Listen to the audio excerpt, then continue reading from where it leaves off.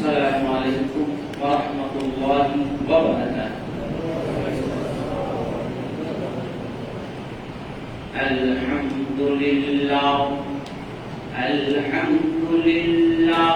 نحمده ونستعینه ونستغفره ونؤمن به ونتوکل علیہ ونعوذ باللہ من شرور انفسنا ومن سیئات اعمالنا، من يهده الله فلا مضل له ومن يضلله فلا هادي له، ونشهد أن لا إله إلا الله وحده لا شريك له، ونشهد أن سيدنا ونبينا ومولانا محمدا عبده ورسوله، صلى الله تعالى عليه وعلى آله وأصحابه وبارك وسلم. أما بعد فأعوذ بالله من الشيطان الرجيم. بسم الله الرحمن الرحيم. إن الله وملائكته يصلون على النبي يا أيها الذين آمنوا صلوا عليه وسلموا تسليما. صلى الله على محمد صلى الله عليه وسلم. صلى الله على محمد صلى الله عليه وسلم. هو الحبيب الذي ترجى شفاعته لكل حول من الأحوال مقتحم. صلى الله على محمد صلى الله عليه وسلم. صلى الله على محمد صلى الله عليه وسلم. أمي ودقيقتان عالم بے سایہ ہو سایبان عالم. صلی اللہ علی محمد صلی اللہ علیہ وسلم. صلی اللہ علی محمد صلی اللہ علیہ وسلم. للہ کرم کیجئے سرکار مدینہ، ہم سب کو پھر بلوا لیجئے دربار مدینہ. صلی اللہ علی محمد صلی اللہ علیہ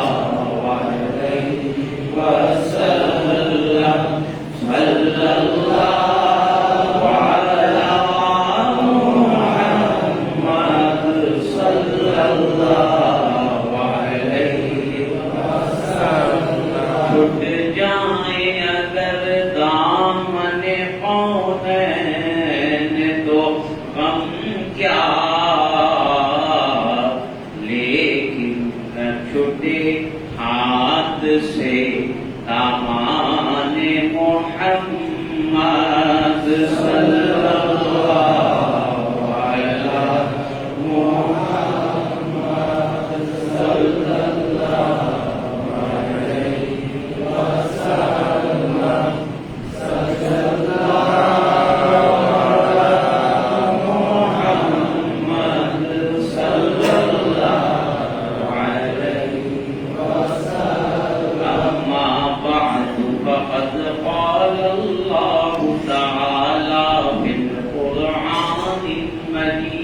والفرقان الحميد أعوذ بالله من الشيطان الرجيم بسم الله الرحمن الرحيم وقل رب أنزلني منزلا مباركا وأنت خير المنزلين صدق الله مولانا العظيم وبلغنا رسوله النبي الكريم ونحن على ذلك من الشاهدين والشاكرين والحمد لله رب العالمين حضرات برادران اسلام বুজুর্গান মুহতারাম আল্লাহ পাক আমাদের তৌফিক দান করেছেন আরো একটা জুমা ফরজ নামাজ আদায় করার জন্য আল্লাহর ঘর হাবিবিয়া মসজিদে হাজির হওয়ার যে সৌভাগ্য দান করেছেন এই জন্য শুকরিয়া আদায় করে বলি আলহামদুলিল্লাহ।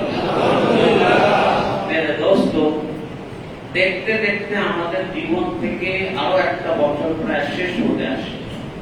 2021 ইংরেজি বছরের ডিসেম্বর মাস আজকে 3 তারিখ, অর্থাৎ ডিসেম্বর মাসের প্রথম দিন। মাত্র কয়েক বছর আগে, গত বছর যখন এই করোনা মহামারী চলছিল, তখন থেকে সময় দেখুন কত দ্রুত এগাচ্ছে। তো আমাদের জীবন থেকে আরো একটা বছর চলে যাচ্ছে এবং আমাদেরকে বাস্তবমুখী হতে হবে, আল্লাহর প্রতি আসতে হবে। আল্লাহর নবী মুহাম্মদ রাসূলুল্লাহ সাল্লাল্লাহু আলাইহি ওয়াসাল্লাম দ্বীনের যে শিক্ষা দিয়েছেন সেটার উপর আমাদের অনুরাগী হতে হবে। মেরে দোস্ত, যেই আয়াতে কারিমা তেলাওয়াত করলাম এবং ইনশাআল্লাহ আজকের তাকরীরের মজমুন বিষয়বস্তু একটু আলাদা থাকবে। সাধারণত মসজিদগুলোতে ওয়াজ আলোচনা হয় দ্বীনি বিভিন্ন বিষয় নিয়ে, নামাজ, রোজা, মাসলা, মাসাইল। আমি রবিউল আউয়ালের পুরো জুমাগুলোতেই রাসূল করিম সাল্লাল্লাহু আলাইহি ওয়াসাল্লাম সিরাত কেন্দ্রিক ধারাবাহিক আলোচনা করেছি। মুহররম মাস আসলে কারবালা ইমাম হুসাইন রাদিয়াল্লাহু তাআলা আনহু শাহাদাত নিয়ে আলোচনা হয়েছে। রমজান আসলে রোজা আলোচনা হবে, জিলহজ মাস আসলে হজ, মক্কা মদিনার আলোচনা হবে, এটাই স্বাভাবিক বিষয়। কিন্তু আমাদের সমসাময়িক, আমাদের প্রতিদিনের জীবনের অনেক ঘটনা রয়েছে, সেটাও আমাদের ইসলামের আলোকে জানতে হবে। একটা জিনিস মাথায় রাখবেন, ইসলাম শুধুমাত্র নামাজ, রোজা, হজ, যাকাতের মধ্যে সীমাবদ্ধ হতে আসে নাই। ইসলাম আপনার ফজরের আগে আপনার ঘুম ভাঙা থেকে রাতে ঘুমে যাওয়া পর্যন্ত দিনে যা যা কাজ করবে সব বিধিবিধান আল্লাহ রাসূল আমাদের বলে দিয়েছেন এবং সেগুলো আমাদের অনুযায়ী করতে হবে। শুধুমাত্র নামাজ, রোজার মধ্যে দিয়ে যদি আপনারা ভেবে থাকেন আমরা ইসলামের অনেক বড় খেদমত করে ফেললাম, আমরা পাক্কা সাচ্চা মুসলমান হয়ে গেছি, মেরে দোস্ত, তাহলে সেটা হচ্ছে। সাম্প্রতিক সময়ে গত সপ্তাহ দুয়েক ধরে এবং গতকালও হলো, আজকে সকালের পত্রিকাতেও দেখলাম, আমাদের বাংলাদেশে আশঙ্কাজনক ভাবে যে জিনিস হচ্ছে সেটা হচ্ছে সড়ক দুর্ঘটনা। ভয়ঙ্কর একটা পরিস্থিতি চলছে। গত সপ্তাহের বুধবার ময়লার গাড়ি তার চাপা দিয়ে নটরডেম কলেজের এক শিক্ষার্থী মারা যায়। তারপরের দিন আবার পান্থপথে আরেক ময়লার গাড়ি দিয়ে আরেকজন মারা যায়। এই সপ্তাহের রবিবার, সোমবার রামপুরাতে রাতের সময় ম্যাট্রিক পরীক্ষার্থী এক বাচ্চা পরীক্ষা শেষ, এইমাত্র মনে হয় দাখিল পরীক্ষা, ম্যাট্রিক 3টা সাবজেক্টে হয়ে 11টা 12টা না 3টা সাবজেক্টে পরীক্ষা শেষ। সে রাত 10টা 10:30 অ্যাক্সিডেন্ট, এবং আল্লাহ হেফাজত করুক এমন অ্যাক্সিডেন্ট হলো এই 3টা 4টা স্পট ডেড, মানে ঘটনাস্থলে মৃত্যু। যেটা হলো গতকালও কোথায় বিআরটিসির একটা বাসে একটা মোটর বাইককে ধাক্কা দিল, বাবা ছেলে সেখানে যাচ্ছে, তারাও একসাথে মারা গেল। এই যে ভয়ঙ্কর জিনিসগুলো হচ্ছে, সময় সময় এই জিনিসগুলো হচ্ছে, এটা থেকে আমাদের ইসলামের আলোকে আমরা শিক্ষা নিবই নিব, সেটা তো আমাদের নেওয়াই উচিত। পাশাপাশি আমাদের যে বিষয়টা জানতে হবে, ইসলামে অকাল মৃত্যু বলে কিছু নাই। আপনার মত কখন আসবে এক আল্লাহ জানে। যদি আপনার মত 20 বছর আসে, দুনিয়ার দৃষ্টিতে আপনি যুবক, আপনার মরার বয়স হয় নাই, আপনি অকাল, কিন্তু আল্লাহ পাকের কাছে আপনার হায়াতেই 20 বছরই ছিল। দুনিয়াতে অনেক মানুষ রয়েছে 80-90 বছরের, জাপানে 100 বছরের বেশি মানুষ অনেক রয়েছে। তাদের আপনি কি বলবেন? তাদের এখনো মালাকুল মওতের লিস্টে তাদের নাম এখনো আসে নাই। আল্লাহ পাক তাদের এখনো জিন্দেগির হায়াত রেখেছেন। তো তার কতদিন যাবে সেটা তো একমাত্র আল্লাহ পাকই জানেন। এই যে ছাত্র মারা গেল, সবচেয়ে দুঃখজনক পত্রিকার পড়লাম রামপুরায় বাস চাপায় যে বাচ্চাটা মারা গেল, কাকতালীয় ভাবে সেদিনই তার জন্মদিন ছিল। আপনি চিন্তা করে দেখুন তার বাবা মায়ের অবস্থাটা কি, তার বাবা মায়ের আপনি অবস্থাটা কি। এবং এটার পাশাপাশি আরো একটা জিনিস শিখে রাখুন, মত কারো জন্য ইন্তজার করেন। हर सांस ये कह रही है जाते जाते, जाती हूँ तो वापसी खुदा को मालूम। আমাদের প্রতিটা শ্বাস, আমাদের প্রতিটা নিঃশ্বাস যখন আমাদের শরীর থেকে যাচ্ছে, বলে দিচ্ছে তোমার শরীর থেকে বের হয়ে যাচ্ছি, আবার শ্বাস নেওয়ার তৌফিক দিবেন কিনা এটা আল্লাহ জানেন। আল্লাহ যদি হুকুম দেন আবার তোমাকে শ্বাস নেওয়ার তৌফিক দেওয়া হবে, হুকুম যদি না দেন শ্বাস আর নেওয়ার সুযোগই থাকবে। অনেক সময় মানুষ যখন আমরা আমাদের আত্মীয় স্বজনের মৃত্যুর মুহূর্তটা আমরা উপলব্ধি করি চোখের সামনে, এবং অনেক মানুষ আছেন যাদের চোখের সামনে তাদের আপনজন মারা যায়। একটা জিনিস খেয়াল করে দেখবেন, যখন একজন মানুষ সাকরাতুল মউত মানে মৃত্যু বেদনা শুরু হয় এবং মৃত্যু হয়, তার চোখ দুটা বড় হয়ে খুলে যায়। চোখটা পরে আমরা যারা আপনজন থাকে, ডাক্তাররা থাকে, চোখটা বন্ধ করে দেয়। হাদিস শরীফ আল্লাহ রাসূলকে জিজ্ঞাসা করা হয়েছিল, ইয়া রাসূলুল্লাহ, মৃত্যুর সময় মানুষের চোখ এভাবে খোলা থাকে কেন? চোখে বাতাসে বন্ধ করতে পারে না কেন? বেশিরভাগ দেখবেন চোখ খোলাই থেকে যায়, চোখ বন্ধ খুব কম পাবে। সাহাবায়ে কেরামদের আল্লাহ রাসূল বললেন যে মানুষের মওতের সময় যখন আসবে, তার চোখের সামনে থেকে গায়েবের পর্দাটা সরে যাবে, গায়েবের পর্দা সরে যাবে। যেমন আমরা এখন হাবিবিয়া মসজিদের দোতলায় যারা বসে রয়েছি, আমরা প্রায় 200 জন মানুষ রয়েছি। এই 200 জন মানুষ আছে, 200 পাশাপাশি 400 ফেরেশতাও এখানে রয়েছে। আমাদের দুই কাতে কেরামান কাতিবিন রয়েছে, তাদের দেখার শক্তি আল্লাহ পাক আমাদের দেন নাই। কিন্তু যখন মওত, সাকরাতুল মওত শুরু হয়ে যাবে, তখন এই পর্দা সরে যাবে, মানুষ তার মৃত্যুর ফেরেশতাকেও দেখতে পাবে। কিন্তু ওই অবস্থায় আর তওবা কবুল হবে না। ওই অবস্থায় এটা 1-2 মিনিটের সময়, ওই সময় তওবা কবুল হবে না। তওবা কবুল হবে যতক্ষণ গায়েব আপনার কাছে উন্মোচিত হচ্ছে না, গায়েব আপনি দেখতে পারলেন মানে মৃত্যু নিশ্চিত, তখন আর তওবা কবুল হবে। তো ওই সময় যখন তার রূহ মালাকুল মউত তার রূহ কবজ করে এবং রূহ কবজ করে আকাশের দিকে নিয়ে যেতে থাকে, সে তো ফেরেশতাকে দেখতে পাচ্ছে। যে মানুষ মারা যাচ্ছে সে তো ফেরেশতাকে দেখতে পাচ্ছে, তার আশেপাশে কেউ দেখতে পাচ্ছে না, সে ফেরেশতাকে দেখতে পাচ্ছে। সে দেখতে থাকে, তার দেখতে দেখতে ফেরেশতা তার রূহটা নিয়ে আসমানের দিকে চলে যায়, এবং এই দৃশ্যটা দেখতে দেখতে তার রূহ চলে যায়, চোখ বন্ধ করার সময় পায় না, তার আগেই সে মারা যায়। এই হচ্ছে জিনিসটা। এবং এটা আমাদের আজিমপুর জুলাই কবরস্থানে আমাদের আত্মীয় স্বজনদের যারা সম্মানিত করে এসেছি, নিজের হাতে আমরা দাফন করেছি, তাদের সাথেও ঘটেছে। আমাদের যখন সময় আসবে আমাদের সাথেও একই বিষয় ঘটবে, বাঁচার কোনো উপায় নেই। তো মেরা দোস্ত, এই যে ভয়ঙ্কর সড়ক দুর্ঘটনাগুলো দিনের পর দিন হয়ে যাচ্ছে, তো ইসলামে আমাদের সফরের ক্ষেত্রে যে আদব কায়দা রয়েছে সেটা আমাদের একটু জানতে হবে, শিখতে হবে। এই কোরআনের কারীমের আয়াত তেলাওয়াত করলাম, আল্লাহ রাসূল যখন মক্কা থেকে মদিনায় হিজরত করে যান, আল্লাহ রাসূল যখন মক্কা মুআজ্জামা থেকে মদিনা মুনাওয়ারাতে হিজরত করে যান, মদিনা যখন আল্লাহ রাসূল নামেন, তার উটনি মোবারক থেকে আল্লাহ রাসূল নামেন, তখন এই দোয়াটা পড়েন যেটাকে আল্লাহ পাক কোরআনের একটা আয়াত বানিয়ে দিয়েছেন, ওয়া রাব্বি আনজিলনি মুনজালাম মুবারাকাও ওয়া আনতা খায়রুল মুনজিলিন।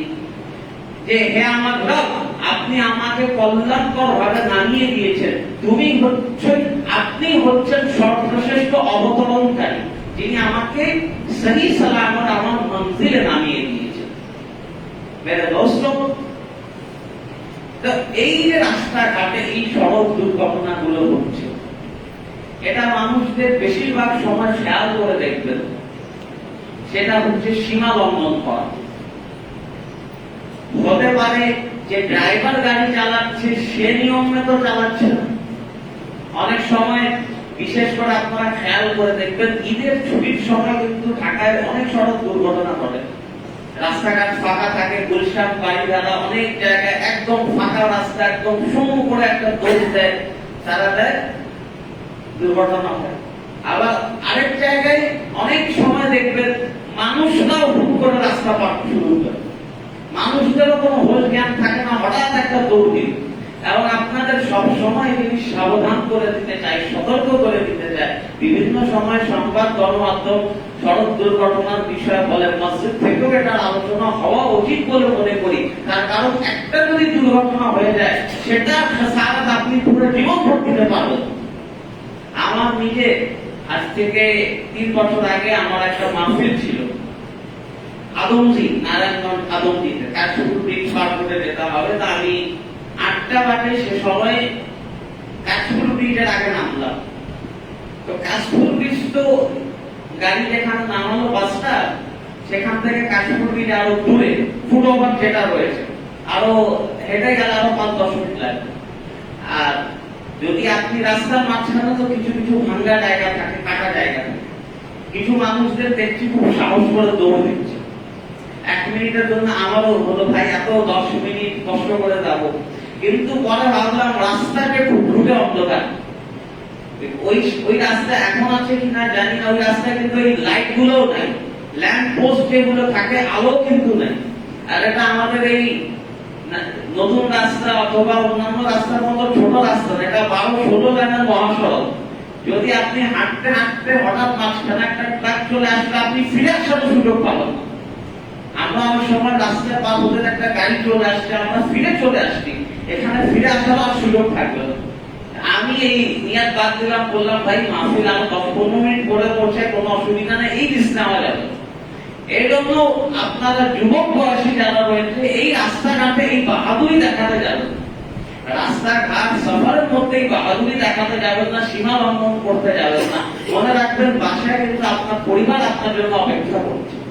বাসায় আপনার পরিবার আপনার জন্য অপেক্ষা করছে। আপনার মা বাবা যারা জীবিত রয়েছেন তারা অপেক্ষা করছেন, যাদের বউ বাচ্চা রয়েছে তারা অপেক্ষা করছে। তারা কখনোই আশা করবে না হঠাৎ একটা আননোন নাম্বার থেকে ফোন আসলো যে আপনি অমুক হাসপাতালে ছুটে যান, আপনার পেশেন্ট এই অবস্থা রয়েছে। এই দৃশ্যের জন্য তারা কখনো আশা করবে না, এবং আমরা কখনোই চাই না আমাদের আপনজন কারোর সাথে এইরকম দুর্ঘটনা হোক। এজন্য আমাদের নিরাপদ থাকতে হবে। এবং সফরের মধ্যে আমাদের প্যারে নবী হুজুর হযরত মুহাম্মদুর রাসূলুল্লাহ সাল্লাল্লাহু আলাইহি ওয়াসাল্লাম যে বিধিবিধান গুলো দিয়েছেন সেটা আমাদের জানতে হবে। এই নিয়ে ইনশাআল্লাহ আজকে জুমার তাকরীর উঠাবো। সফরের সময় আল্লাহ রাসূল সফরের সময় যখন বের হতেন, আল্লাহ রাসূলের মসনুন আদত ছিল বেশিরভাগ সময় আল্লাহ রাসূল সফর করতেন। আর আগেকার সফর আর বর্তমান সফরের জমিন আসমানের পার্থক্য। আগেকার সফর মক্কা থেকে মদিনা কয়েকদিনের সফর ছিল, এখন তো মক্কা থেকে মদিনা বুলেট ট্রেনও চালু করে। ওই সফর গুলোতে আল্লাহ রাসূলের আদত ছিল বেশিরভাগ সময় বৃহস্পতিবার বের হতেন। বৃহস্পতিবার বের হতেন এবং বাসা থেকে যখন বের হতেন আল্লাহ রাসূল একটা দোয়া করতেন। দোয়াটা আমরা পড়তে পারি, ছোট্ট দোয়া, বিসমিল্লাহি আলা তাওয়াক্কাল তাওয়াক্কালতু আলাল্লাহ ওয়ালা হাওলা ওয়ালা কুওয়াতা ইল্লা বিল্লাহ। আমি আল্লাহর নামে তাওয়াক্কুল করে বের করছি, লা হাওলা ওয়ালা কুওয়াতা ইল্লা বিল্লাহ, আল্লাহ ছাড়া আমার কেউ কোনো ক্ষতি করতে পারবে না। এই কথা বলে বের হন। এই দোয়াটা যদি মুখস্থ নাও থাকে, বাসা থেকে যখন বের হবেন বিসমিল্লাহ বলে বের হন। যাদের আয়াতুল কুরসিটা আপনারা মুখস্থ রাখার চেষ্টা করবেন, এমন কেউ যাদের মসজিদে আমি না পাই যার আয়াতুল কুরসি মুখস্থ না থাকে। আয়াতুল কুরসিকে বলা হয় সাইয়্যিদুল আয়াত। ইনশাআল্লাহ ভবিষ্যতে একটা জুমা ছাত্রী শুধু আয়াতুল কুরসির ফজিলত নিয়ে আলোচনা করব। কোরআনুল কারীমের 6236টা যে আয়াত রয়েছে, সবচেয়ে ফজিলতময় যে আয়াত হচ্ছে সেটা হচ্ছে আয়াতুল কুরসি। এই আয়াতকে বলা হয় সাইয়্যিদুল আয়াত। সব আয়াতের সরদার হচ্ছে, সব আয়াতের নেতা হচ্ছে আয়াতুল কুরসি। এবং আপনারা আপনাদের বাসায় আপনাদের বাচ্চা কাচ্চা বউ বাচ্চাদের সবাইকে এই আয়াতুল কুরসি কিন্তু মুখস্থ করিয়ে দিবেন। সূরা বাকারাতে রয়েছে আল্লাহু লা ইলাহা ইল্লা হুয়াল হাইয়ুল কাইয়্যুম, এটা মুখস্থ রাখবেন। সাফারের সময় এটা অবশ্যই পড়বেন। আপনি বাসে যাচ্ছেন, ট্রেনে যাচ্ছেন, হাওয়াই জাহাজে যাচ্ছেন, আমাদের তো নদী মাতৃক দেশ, আমরা তো প্রায় নদীতে আমাদের সফর করতে হয়। তখন বিসমিল্লাহির মাজরাহা ওয়া মুরসাহা ইন্না রাব্বি লাগফুরুর রাহিম, এই সমস্ত দোয়া রয়েছে। এখন তো আরো বেশি সুবিধা, সবার কাছে তো মোবাইল রয়েছে, স্মার্টফোনে এরকম অনেক সফটওয়্যার রয়েছে, অ্যাপ্লিকেশন রয়েছে। এই দোয়াগুলো পড়বেন। অনেক সময় দোয়াগুলো খেয়াল আসে না। এই দোয়াগুলোর একটা সুবিধা কি জানেন? এই দোয়াগুলো পড়ার জন্য ওযু থাকা জরুরি না, ওযু থাকা জরুরি না। আবার এই দোয়াগুলো পড়ার জন্য কিবলামুখী হওয়া জরুরি না। অনেক সময় আমরা হয় বাসে ট্রেনে যখন ঈদের সময় আমরা সফরে যাই, তখন সিটও পাই না, মানুষ দাঁড়ায় ঝুলে যেতে দেয়। ওই ঝুলে যাচ্ছেন, সেই সময় মনে মনে আয়াতুল কুরসি পড়েন না, ইনশাআল্লাহ আপনার হেফাজতের দায়িত্ব আল্লাহ পাক নিয়ে নিচ্ছেন। আমাদেরকে তো নিজের জান বাঁচাতে হবে, নিজের আপনজনের জান বাঁচাতে হবে। এই সমস্ত মাসলা মাসাইল যদি আমরা না জানি, আমরা না বুঝি, আল্লাহ হেফাজত করুক। এইরকম একটা দুর্ঘটনা হয়ে গেল পত্র পত্রিকা, এই সমস্ত বাবা মায়ের কান্নাটা হয়, আল্লাহ যাতে এইরকম কিছু আমাদের পরিবারের কাউকে না দেখতে হয়। সাল্লাল্লাহু আলা মুহাম্মাদ সাল্লাল্লাহু আলাইহি ওয়াসাল্লাম সাল্লাল্লাহু আলা মুহাম্মাদ সাল্লাল্লাহু আলাইহি ওয়াসাল্লাম। হ্যাঁ দোস্ত, এটার পাশাপাশি আরেকটা বিষয় নিয়ে ইনশাআল্লাহ আলোচনা হচ্ছে, সেটা হচ্ছে সফরের সময় ইসলাম একটা সুবিধা দিচ্ছে, সেটা হচ্ছে সালাতকে কসর করা, ছোট করা। এটা ইসলাম একটা চমৎকার একটা সুবিধা দিচ্ছে, একটা সুযোগ দিচ্ছে। এই সালাতুল কসর বিষয়ে আমরা অনেকেই জানি না। এই মাসলা মাসাইল আমাদের দৈনন্দিন জীবনে জেনে থাকা উচিত, কারণ আমাদের প্রায় বিভিন্ন জায়গায় সফর করতে হয়। সফরের সময় ইসলাম নামাজ রোজাতে কিছু সুযোগ সুবিধা দান করে। নামাজের মধ্যে সুযোগ দিয়েছে, রোজার মধ্যে সুবিধা দিয়েছে। আসল অর্থ হচ্ছে নামাজকে খাটো করা, ছোট করা। এবং যখন মুসাফির হালাতে থাকবেন, 4 রাকাতের যে ফরজ নামাজগুলো রয়েছে, 4 রাকাতের ফরজ নামাজ কোনটা? যোহর, আসর, এশা, এই 3 ওয়াক্ত। আর বাকি তো ফজর হচ্ছে 2, মাগরিব হচ্ছে 3। এই ফজর নামাজ ফরজ নামাজগুলো, যোহরের 4 রাকাত, আসরের 4 রাকাত আর এশার 4 রাকাত, এটা কসর করার অনুমতি রয়েছে এবং কসর করাটাই সুন্নাত। আল্লাহ রাসূল যখন সফরে যেতেন, আল্লাহ রাসূল হালাতে সফরের দূরত্ব নিয়ে উলামায়ে কেরামদের যে জমহুর মত রয়েছে, আপনার স্থান থেকে আপনি যদি 48 মাইল দূরে অবস্থান করেন, যেটা আনুমানিক 77-78 কিলোমিটার হয়। এখন তো আমাদের এই জন্য সুবিধা রয়েছে, আমরা ম্যাপের মাধ্যমে আমরা লোকেশন দেখতে পারি আপনি মুসাফির হচ্ছেন কিনা। আপনি যখন মুসাফির হয়ে যাবেন, এই ফরজ নাম, এই যোহর, আসর, এশা, এই ফরজ 4 রাকাতগুলো আপনি কসর করে আদায় করবেন। যদি কারণ কেউ ভুলে যায় তাহলে অসুবিধা নাই, কিন্তু ইচ্ছা করে আপনি 4 রাকাত পড়বেন না। ধরেন আপনি একটা কাজের জন্য রাজশাহী গেলেন, রাজশাহী গেলেন, রাজশাহী গেলে আপনি মুসাফির হয়ে গেলেন।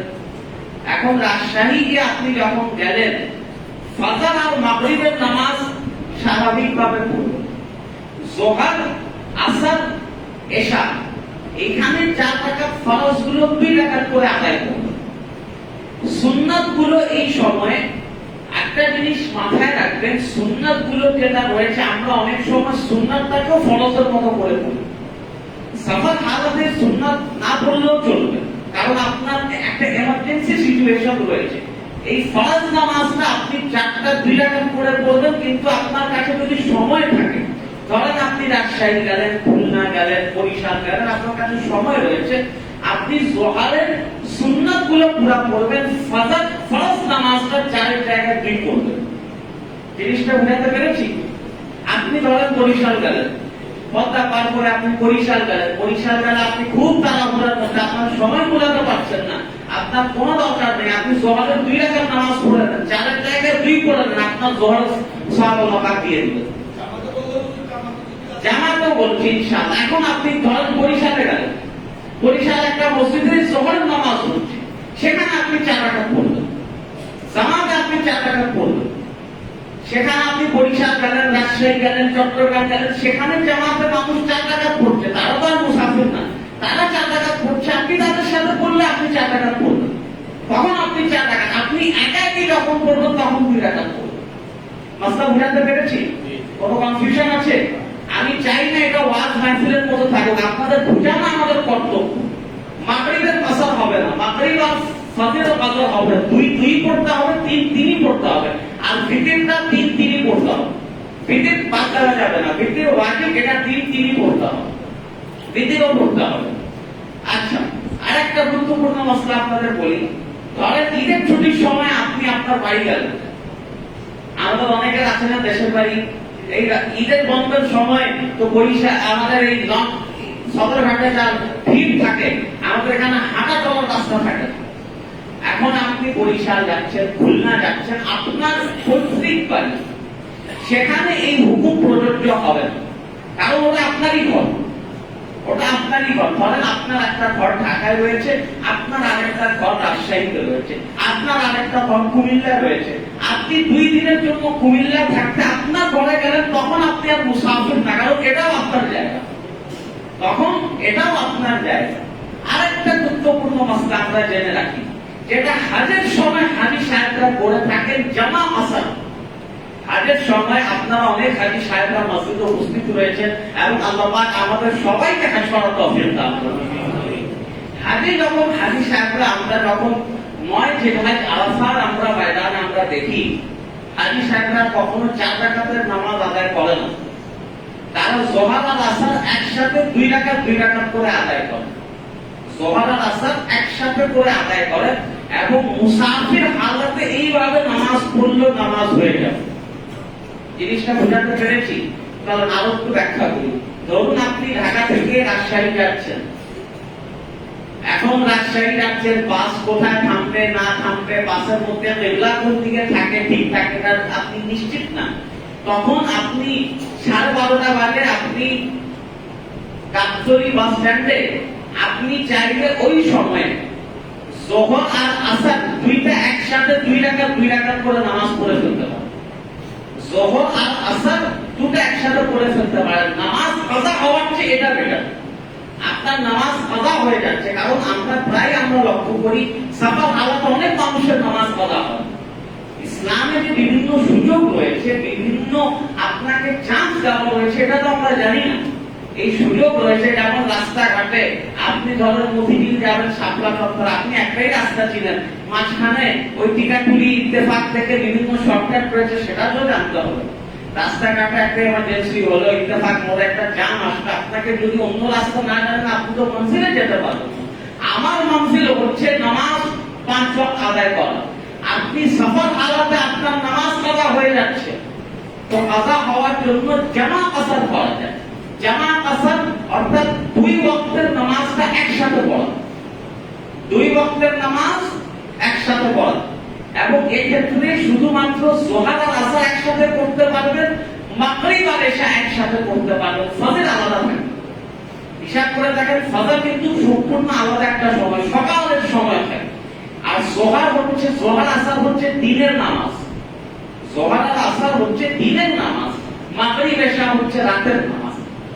দিনের নামাজগুলো আপনি এক করেন, রাতে আবার আপনি অনেক সময়, এবং সমস্যাটা বেশি হয় মাগরিবের সময়।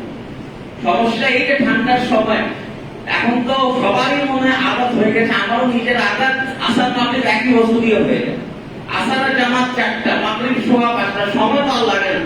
অনেকে তো আসর মাগরিব এশা এক বস্তুতেই হয়ে যায়, এশার নামাজ তো 7:30টা, সময় তো আর নেই। আপনি ধরেন আপনার বাস হয়েছে 5টা বাজে, আপনি জায়গায় গিয়ে পৌঁছাবেন 10টায়, এমন অবস্থা আপনি মাগরিব আপনার আর পড়ার সময় হচ্ছে না। কারণ মাগরিবের সময় তো 35-40 মিনিট, অল্প একটা সময়। এখন কাজা করার চেয়ে ভালো আপনি সফরে পৌঁছে গেলেন, এসব তো সময় লম্বা। তাহাজ্জুদ আপনার ওলামায়ে কেরামদের মধ্যে মত হয়েছে যে 12টা মধ্যরাত পর্যন্ত, তবে আমরা ওলামায়ে কেরাম বলেন সেহরির ওয়াক্তেও এশার নামাজ পড়া যায়। তো আপনি রাত 10টায় সেখানে পৌঁছলেন, সে সময় মাগরিব আর এশা আপনি একসাথে পড়ে ফেলতে পারেন। মাগরিব 3 রাকাত, এশা 2 রাকাত আপনি পড়ে ফেললেন। এই নিয়মগুলো কেন বলছি? আমরা এই সমস্ত ছোটখাটো নিয়ম জানি না, আমরা দুনিয়াবি অনেক জিনিস জানি, নামাজের এই মাসলা মাসাইল জানি না বলে আমাদের অনেক সময় আমাদের নামাজ কাজা হয়। নামাজ কাজা কিন্তু ইসলামে একেবারে সাহাবায়ে কেরাম রিদওয়ানুল্লাহি তাআলা আলাইহিম আজমাইনের সময় মানুষরা, সব সাহাবীরা তো এক কাতারে ছিলেন না, একরকম ছিলেন না। কিন্তু যখন তারা দেখতেন কোন মানুষ নামাজ পড়ছে না, কোন মানুষ বেনামাজি হতো, তখন তারা ভাবতেন এই লোক কাফির হয়ে গিয়েছে। কারণ নামাজ হচ্ছে মুমিন আর কাফিরের পার্থক্যের কারণ। এই জন্য নামাজের এই বিধিবিধানটা আমাদের জানতে হবে। এই যে মুসাফির হালাতে তো জামা কাসার নামাজের নিয়ম আপনারা বুঝতে পেরেছেন? আপনারা বুঝতে পেরেছেন তো? যোহর আর আসর এটা চাইলে একসাথে পড়তে পারবেন, আর মাগরিব আর এশা এটা চাইলে মুসাফির হালাতে পড়তে পারবেন। যখন আপনি মুসাফির হালাতে হচ্ছে, আমাদের অনেক মানুষদের প্রায় হয় মুসাফির হালাতে এই সমস্ত সময়সূচি আমাদের ঠিক থাকে না, বাস গাড়ি ঘোড়ার এরকম সময় ঠিক থাকে না, তখন আমাদের প্রয়োজনের সাপেক্ষে নামাজ কাজা করাচ্ছে, এইভাবে নামাজ পড়বো আমরা। তো এই বিধি বিধানগুলো আমাদের জানতে হবে আমাদের সফরের হালাতে। সফরের ক্ষেত্রে আমাদের প্যারে নবী হুজুর হযরত মুহাম্মদুর রাসূলুল্লাহ সাল্লাল্লাহু আলাইহি ওয়াসাল্লাম একটা খুব গুরুত্বপূর্ণ নসিহত দিয়েছেন। আল্লাহ রাসূলের একটা হাদিস রয়েছে, আল্লাহ রাসূল ফরমাতেন, তোমরা রাস্তার পাশে বসো না। আল্লাহ রাসূল রাস্তার পাশে কারো ছাড়া বসতে মানা করেছেন। এক সাহাবায়ে কেরামরা বললেন, ইয়া রাসূলুল্লাহ, আমাদের তো বিভিন্ন কাজের জন্য রাস্তার পাশে বসতে হয়, তাহলে আমরা কি করব? তাহলে আমরা কি করব? তখন আল্লাহ রাসূল বললেন, ঠিক আছে, যদি রাস্তায় বসো, রাস্তার হক আদায় করতে হবে। রাস্তায় যদি বসো, রাস্তার হক আদায় করতে হবে। আল্লাহ রাসূলের এই একটা মূল হাদিসে আল্লাহ রাসূল বলেছেন রাস্তার হক 4টা। কয়টা? 4টা। 1 নম্বর হক নাযার তার কদম, দৃষ্টি অবনত রাখা, দৃষ্টি নিচু রাখা, যাতে পরনারীর দিকে দৃষ্টি না যায়। এবং অনেক সময় রাস্তাঘাটে এদিক সেদিক মানুষ আরেকজনের বাসায় তাকাতে থাকে, সেটা কখনো বৈধ না। এই জিনিসটা ইসলাম কিন্তু মানুষের একটা প্রাইভেসি রয়েছে, এটা আমরা অনেক সময় খেয়ালে বেখেয়ালে নষ্ট করি, এটা করবেন। আরেকজনের বাসায় উকি ঢুকি মানুষ মানে এটা খবরদার, এটা অনেক বড় একটা গুনাহ। আল্লাহ রাসূলের এই ব্যাপারে হাদিসও রয়েছে, এত বড় একটা হাদিস রয়েছে, কোন মানুষ যদি তোমার অনুমতি ব্যতীত তোমার বাসায় উকি মারছে, না জানিয়ে তুমি যদি তার চোখ ফুটা করে দাও, তোমার কোনো শাস্তি হবে। মানে এত বড় কঠিন। মানুষের নিজস্ব একটা পারিবারিক জীবন রয়েছে, পারিবারিক স্ট্যাটাস রয়েছে। মানুষ অনেক সময় আরেকজনের বাসায় উকি ঝুঁকি করতে থাকে, একদম শক্ত ভাবে এটা একদম করা যাবে না। 2 নম্বর জিনিস, কাউকে কষ্ট না দেওয়া। এই জিনিসটা আমাদের ঢাকাওয়ালাদের এই জিনিস একটু বুঝতে হবে। রাস্তাঘাটে বিভিন্ন সময় সবচেয়ে আফসোস আমাদের লাগে, গুলিস্তান, নিউ মার্কেট, বিভিন্ন জায়গায় হকার ভাইয়েরা রাস্তায় যেরকম জিনিসপত্র রাখে, যদি এমন হয় ফুটপাতে একটা দোকান থাকলো, 2টা থাকলো, এমন অবস্থা, আল্লাহ মাফ করুক, আমাদের এই গুলিস্তানে বা নিউ মার্কেটে বিভিন্ন জায়গা বা মিরপুর ফারামগেটে এই অবস্থা, ফুটপাতে খুঁজে পাওয়া যায়।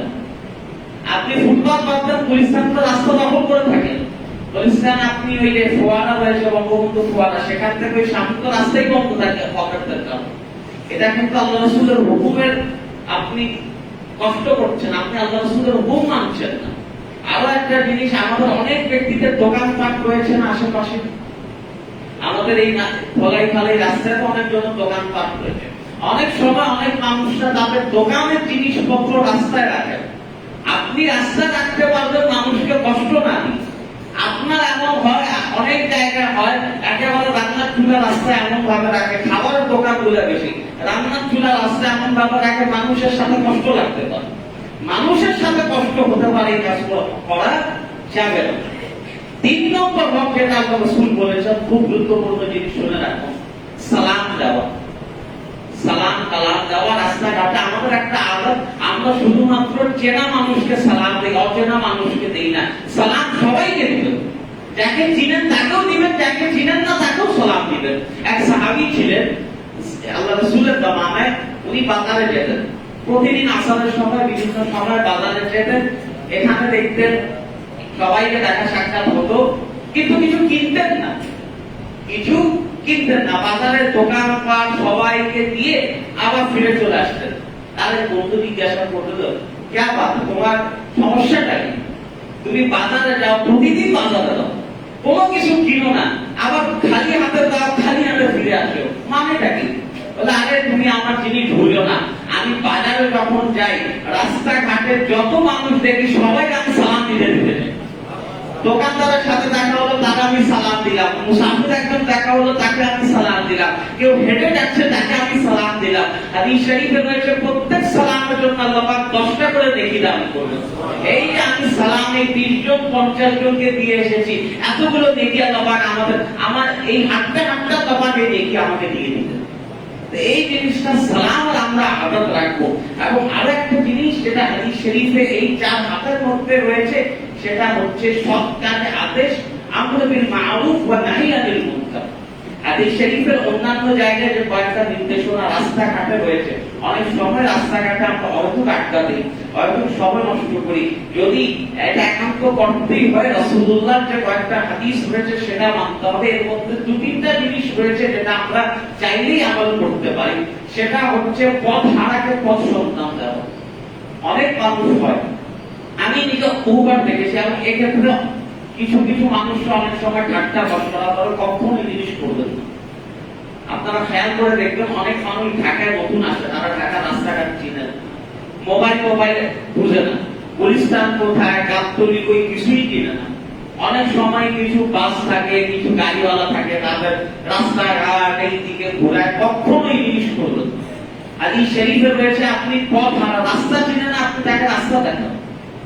অনেকবার আমার নিজের সাথে হয়েছে, ভিক্টোরিয়া পার্ক থেকে আমি যাচ্ছিলাম, এই সরস্বতী কলেজ পার করে একজন মানুষ গাড়ি বস্তা দিয়ে দৌড় দিয়ে যাচ্ছে, এবং কই যান, এই সদরঘাট চলবে, ও যাচ্ছে পুরো মানিকদার দিকে উল্টা, মানুষ একজন বললে এই দিকে যায়, এই দিকে যাচ্ছে। আমাদের এই জিনিস খেয়াল রাখতে হবে। আপনিও যদি হঠাৎ করে একটা অন্য জায়গায় গেলেন, মানুষ তো রাস্তাঘাট চিনে না, আপনি আপনার একজন ভাই আপনি রাস্তা দেখিয়ে দিলেন, আপনি এটাও কিন্তু নেকি লাভ করবেন।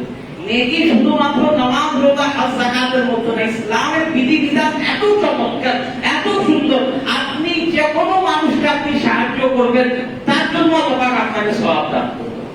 ইসলাম এতটা চমৎকার একটা ধর্ম, এতটা অবিস্মরণীয় একটা ধর্ম। ইসলাম নামাজ রোজার মধ্যে সীমাবদ্ধ আসে নাই। এবং মুসাফিরের হালাতে যে কথাটা বলছিলাম, আরো একটা গুরুত্বপূর্ণ মসলা, সফরের হালাতে যদি কোনো ব্যক্তি রোজা না রাখে তাও চলবে। সফরের সময় কষ্ট থাকে, বিভিন্ন ঝুঁকি ঝামেলা থাকে। আগেকার সময় সফরের সময় যেমন ছিল, বিশেষ করে আল্লাহ রাসূল রমজানের মধ্যে জিহাদ করেছেন। আল্লাহ রাসূল রমজানের মধ্যে জিহাদ করেছেন, রোজা রেখে কিন্তু জিহাদ করেন নাই। রোজা সাহাবীদের ভাঙতে বলেছিলেন, কারণ জিহাদ করতে হবে, তারা একদিন মুসাফির হয়ে গিয়েছে, অনেক দূরে গিয়ে জিহাদ করেছেন। আর রোজা আপনি কাজাও করতে পারবেন, কিন্তু এই সময়টা আপনি আর পাবেন। হ্যাঁ, এখন ওলামায়ে কেরামরা বিভিন্ন সময় বলে থাকে, ধরুন আপনি ঢাকা থেকে চট্টগ্রাম আপনি সিটিং সার্ভিসের বাস নিয়ে যাচ্ছেন, তখন তো কোনো কষ্ট হওয়ার কারণ নেই। অথবা আপনি প্লেনে যাচ্ছেন, আপনি আপনি প্লেনে আপনি ধরেন দেশের বাইরেই আপনি গেলেন, কষ্টের তো আর কোনো সুযোগ নেই। যদি সুযোগ থাকে সফর ভালো তো আমরা রোজা রাখার চেষ্টা করব। এই সমস্ত ছোটখাটো বিষয় মনে হয় এই বিষয়গুলো বলার দরকার কি, কিন্তু এই ছোট বিষয় যদি আমরা না জানি ইসলামের অনেক বিষয়গুলো আমরা সঠিকভাবে আমল করতে পারবো না। আল্লাহ পাক এই বিষয়গুলো বুঝান এবং শুরুতে আমল করার তৌফিক দান করুন। ওয়া আখিরু দাওয়ানা আলহামদুলিল্লাহি রাব্বিল আলামিন। আসসালামু আলাইকুম ওয়া রাহমাতুল্লাহি ওয়া বারাকাতুহু।